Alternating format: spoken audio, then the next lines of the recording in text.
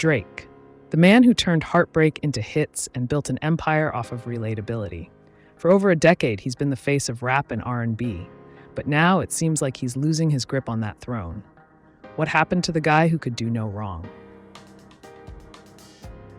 Before he was a global rap icon, Aubrey Drake Graham was a Canadian teen actor on Degrassi, playing Jimmy Brooks, a wheelchair-bound character who didn't exactly scream future rap superstar. But behind the scenes, Drake was busy creating mixtapes and crafting a sound no one had really heard before, a mix of sharp lyrics and emotional openness. In 2009, he dropped So Far Gone, the mixtape that changed everything. Songs like Best I Ever Had blew up, and Drake was suddenly a name on everyone's radar.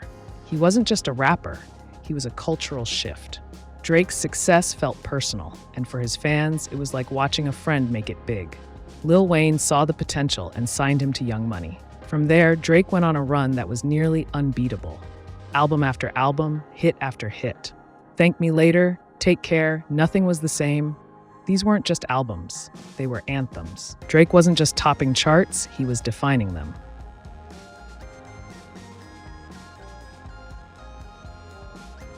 This tone of dismissiveness can be seen in Drake's later projects, such as in Star 67 off of his surprise 2015 mixtape, If You're Reading This, It's Too Late.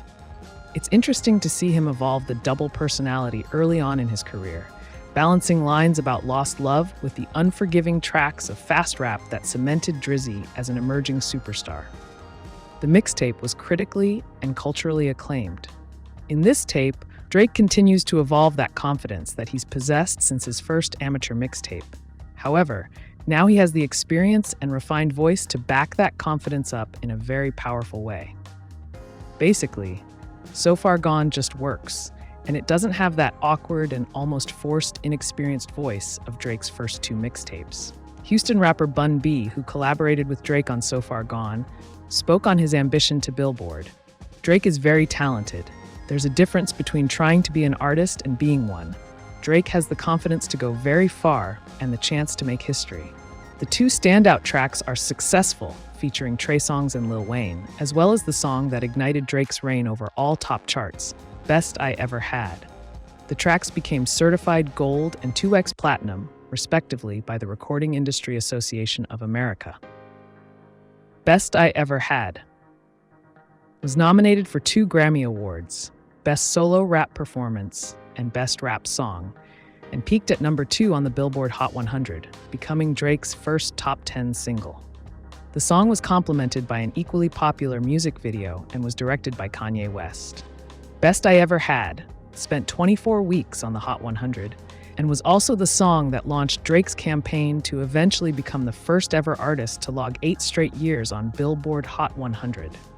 This run ended in 2017 with 431 consecutive weeks. Other standout tracks from the tape include Ignat Sat, feat. Lil Wayne, Kanye produced Say What's Real,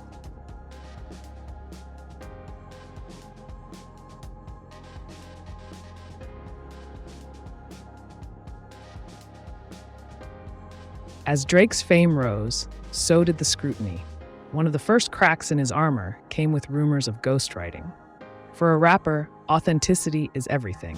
And when Meek Mill accused Drake of using a ghostwriter in 2015, it was a big deal. Fans were shocked. Could the guy who wrote songs like Marvin's Room and Started from the Bottom really have used a ghostwriter? Drake fought back with Back to Back, turning the diss into a hit. But for some, the damage was already done. The question of authenticity hung in the air. And then came more feuds. Pusha T exposed secrets about Drake's private life in The Story of Adidon, revealing he had a son. This hit harder because Drake's entire brand was based on relatability and transparency. Fans began wondering how much of Drake's life was real.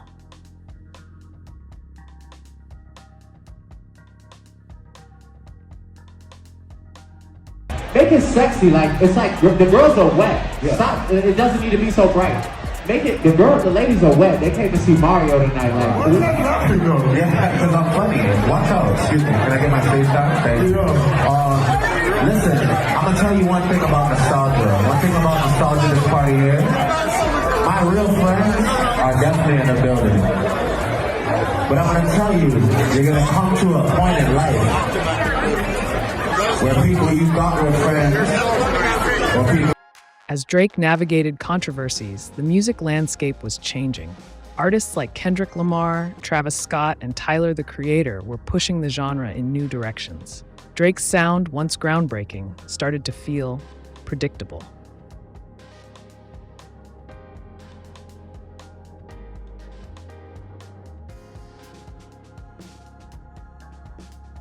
Drake's formula of vulnerable lyrics and catchy hooks that once felt fresh now seemed repetitive to some.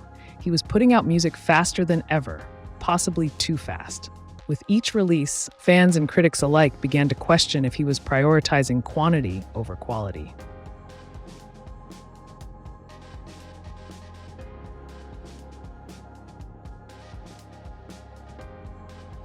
Even longtime fans began to feel like Drake's music had lost its spark. Songs like Laugh Now, Cry Later and Way Too Sexy topped charts, but they didn't have the same cultural impact as earlier hits.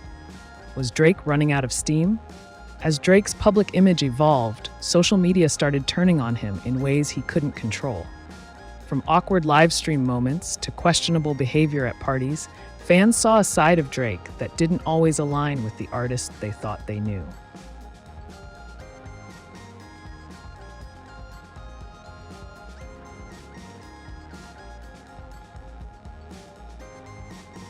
Take, for example, his interactions with younger stars like Billie Eilish or Millie Bobby Brown. While innocent enough, these moments were heavily scrutinized and led some fans to view him as out of touch or even cringe. And in today's hyper-connected world, perception is everything. Suddenly, people weren't just listening to his music, they were analyzing his every move. And with every eyebrow-raising headline, it seemed like Drake's cool factor was taking a hit. With his last few albums, including Honestly, Nevermind, and For All the Dogs, Drake took risks. He explored new genres like house and Afrobeats, showing he could still experiment. But this new music wasn't what everyone wanted. Some fans appreciated the evolution, but others felt disconnected, calling the music uninspired or out of touch. Critics, too, weren't holding back. While Drake was still selling out arenas, it seemed like he was losing the cultural stronghold he once had. For years, Drake had been everyone's favorite rapper, but his music now seemed to lack the relatability that once made him so special. Fans wanted songs they could connect with, but instead, they got an artist who seemed more focused on staying relevant than making music with soul.